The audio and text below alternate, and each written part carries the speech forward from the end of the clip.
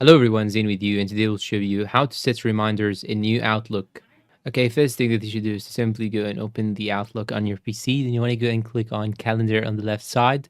Then you want to go and choose the day, and after that, it will open this menu right here. Now you want to choose the status: busy, free, working elsewhere, tentative, busy, out of office, and so on. And you want to choose the date, the time, from, and to. And if you want to make it recurring, just click on make recurring.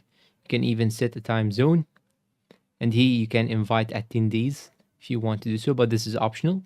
You can even make it in-person event or Teams meeting, whatever you have. Here you can add the description of the meeting. And if you want to set a reminder, just click on this option right here. Then choose at the time of event, 5 minutes before, 15 minutes before, 30 minutes before, 1 hour, 1 week, add email reminder, and so on. So this is how you set a reminder, and I hope this video is useful to you all, guys. And after you finish, do not forget to use the save button. And here you have some response options: allow forwarding and request responses, hide attendee list, so on and so on. And here you have the scheduling assistant. This is also another option that you can actually use in order to see if your attendees are actually having any events or are busy during these times of your event or your meeting. So scheduling assistant is a very useful tool. And after you finish, click on save and you're all done. And that's all for today's video. If you find it helpful, please support us with like, subscribe, comment, share. Thank you for watching and goodbye.